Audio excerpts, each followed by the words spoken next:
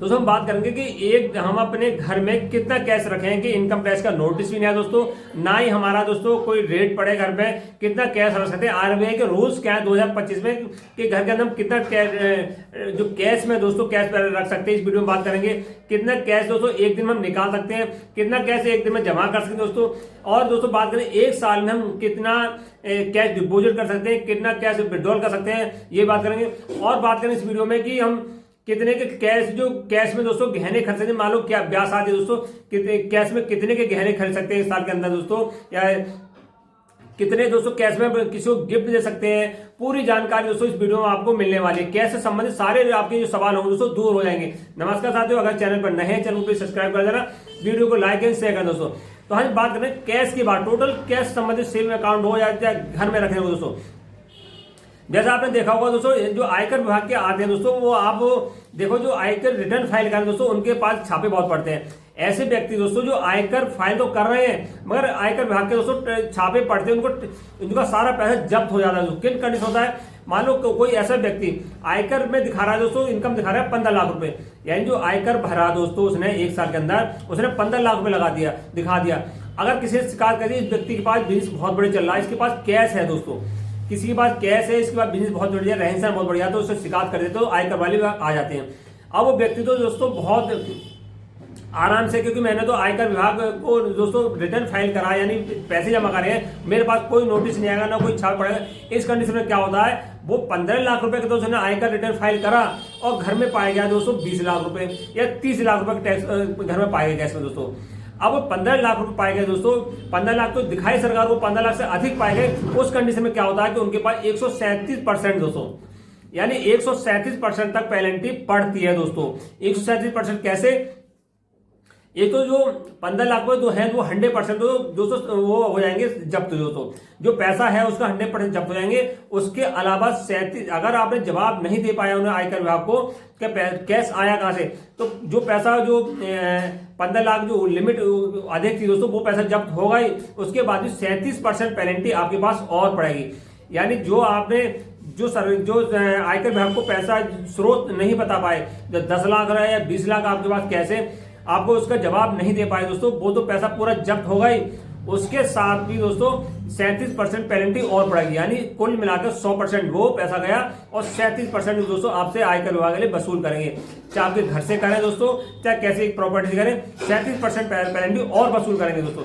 तो आपको ध्यान रखना है, अगर कैश घर में रखा है दोस्तों तो आपको उसका जवाब जरूर अपने पास रखना है। मान लो किसी के पास कैश 10 लाख भी, 20 लाख भी, 50 लाख भी दोस्तों, तो अगर वो आयकर विभाग वाले आते हैं दोस्तों तो आपको जवाब रखना है। मान लो कोई ऐसा व्यक्ति भी होगा जिसकी हाईवे में जमीन निकल गई दोस्तों, कुछ ऐसे होंगे जमीन बेची है तो उन्होंने बैंक से कैश निकाल के दोस्तों पैसा अपने पास रख लिया है। वो उन्होंने कोई घर पे शादी भी है दोस्तों या कोई फंक्शन भी है तो कैश निकाल के अपने घर में रख लिया, कोई जमीन लेने वाले हैं तो उस कंडीशन में सारे डॉक्यूमेंट्स को उनके पास एक फाइल के अंदर रखना पड़ेगा। यानी आपको आयकर विभाग आ भी गए दोस्तों तो आपको बताना पड़ेगा ये पैसा हमारे पास दोस्तों इस स्रोत से आया है। अगर आप नहीं बता पाए दोस्तों पैसा जब्त हो जाएगा। तो अगर आपके पास ऐसा कोई प्लान है दोस्तों तो आपको सारा रिकॉर्ड रखना है, आपको पैसे का स्रोत बताने के पैसा आया कहां से, तो आयकर वाले दोस्तों आपसे कुछ नहीं कहेंगे। ये हो गए दोस्तों कैश रखने की। कैश लिमिट जो आरबीआई के रूल्स है 2025 दोस्तों, ऐसे कोई रूल्स नहीं है कि आप कितना पैसा रख सकते हैं, यानी घर के अंदर दोस्तों कैश लिमिट रखने की दोस्तों कोई भी नहीं है। आप दोस्तों उसका जवाब जरूर तलाश सकते हैं, चाहे 10 लाख रखिए 20 लाख रखिए दोस्तों, तो आपको कोई आरबीआई ने रूल्स नहीं बताए, जितना चाहे कैश रख सकते हैं, बशर्ते उसका जवाब आपको होना चाहिए। सरकार को टैक्स आपको देना पड़ेगा दोस्तों, अगर आप टैक्स नहीं देते दोस्तों तो सरकार आपसे 137% पेनल्टी वसूल करेगा। तो यानी घर के अंदर कैश रखने की लिमिट कोई जारी नहीं करेगी आरबीआई के रूल के अनुसार। अब मान लो किसी घर में ब्याह शादी दोस्तों, कितने के कैश में जो गहने वगैरह दोस्तों खरीद सकते हैं।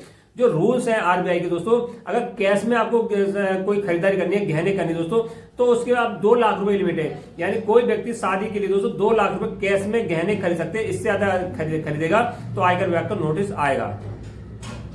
अब बात कर लेते हैं कि एक दिन में लिमिट कितनी है कि आपको कैश जमा कर सकते हैं। बैंक से सेविंग अकाउंट में दोस्तों कैश और निकाल सकते हैं। जो एक दिन में लिमिट है दोस्तों सेविंग अकाउंट में कैश जमा करने की या निकालने की दोस्तों 2 लाख रुपए। ध्यान रखें, अगर वीडियो देख रहे हैं दोस्तों तो 2 लाख रुपए से अधिक आप चाहे आपके 5 अकाउंट है, आपसे दोस्तों क्या आपको कैश जमा करना है, मान लो किसी जमीन में गई, उसके बाद 5 लाख रुपए आ गए दोस्तों या 10 लाख रुपए आ गए, अब वो चाहे कि मैं एक अकाउंट में 10 लाख जमा कर दूं। अब उसे वीडियो देख ली दोस्तों, वो सोच रहा होगा कि मैं 2 लाख की लिमिट है, 2 लाख रुपए जमा करूंगा एक अकाउंट में, दूसरे में 2 लाख कर दिए दोस्तों, यानी 3 अकाउंटों में से 5 लाख खपा दिए। अब क्या होगा दोस्तों, जो आपका पैन कार्ड, आधार कार्ड दोस्तों, मोबाइल नंबर लगा, जैसे ही आप पैसे जमा करेंगे पैन नंबर पे सारा रिकॉर्ड चढ़ जाता है। जो भी आप बैंक में लेन देन करेंगे सारा रिकॉर्ड आपको पैन नंबर में चढ़ जाएगा दोस्तों। आपने एक दिन में 5 लाख जमा कर दिए तो आयकर विभाग को पता चल जाएगा इस व्यक्ति ने 5 लाख रुपए जमा करे हैं। तो इस कंडीशन में दोस्तों आयकर विभाग का नोटिस आएगा। 3 साल के अंदर आयकर विभाग का नोटिस आता है दोस्तों। दूसरी कंडीशन, अगर आपको जरूरत है पैसे निकाले दोस्तों, तो आपने 2 लाख से कैश में ज्यादा पैसे निकाले तब भी आयकर विभाग का नोटिस आना है दोस्तों। अगर आप पैसे निकालते हैं तो आप तो या तो ITF फाइल करें दोस्तों, या तो ITF फाइल करें या चेक के माध्यम से पैसे निकालें दोस्तों। चेक दीजिए किसी को, जो सरकार ने रूल्स बना रखे हैं एक दिन में 2 लाख रुपए जमा करने की, 2 लाख ही निकालें दोस्तों। अब बात करते हैं एक फाइनेंशियल, एक साल में कितने हम कैसे जमा कर सकते हैं, कितना निकाल सकते हैं दोस्तों। यानी एक फाइनेंशियल होता है 1 अप्रैल से लेकर 31 मार्च, यानी 1 अप्रैल 2024 से लेकर 31 मार्च 2025 तक एक साल माना जाएगा दोस्तों। साल भला से दोस्तों नया आ गया हो मगर माना जाएगा, अभी साल अभी एक फाइनेंशियल पूरा नहीं हुआ है। अगर इस साल के अंदर आपने 10 लाख रुपए से अधिक कैश में निकाला है दोस्तों, एक साल के अंदर 10 लाख से कैश में निकाला तो इनकम टैक्स का नोटिस आपका आना है। तो ध्यान रखें दोस्तों, चाहे आप 2 लाख रुपए निकालिए या आप 1 लाख निकालिए, पूरे साल के अंदर कैश में निकालने की लिमिट दोस्तों केवल 10 लाख रुपए है।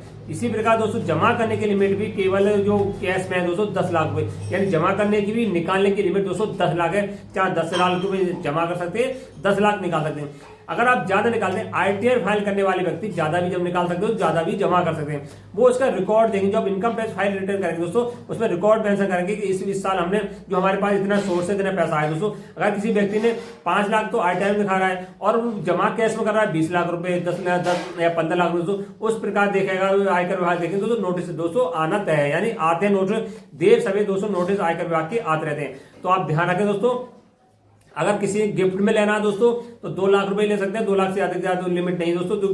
जो गिफ्ट मिलते हैं दोस्तों शादी ब्याह में वो टैक्स फ्री होते हैं, यानी कोई गिफ्ट में पैसा मिला या कोई आपको आइटम मिला उसमें टैक्स कोई नहीं जाता दोस्तों। और घर में कैश रखने की लिमिट दोस्तों RBI कोई रूल्स जारी नहीं करा, कितना भी कैश रख सकते हैं, बशर्ते उसका आपको जवाब देना पड़ेगा दोस्तों। वीडियो अच्छी लगी हो दोस्तों तो लाइक एंड शेयर, नमस्कार।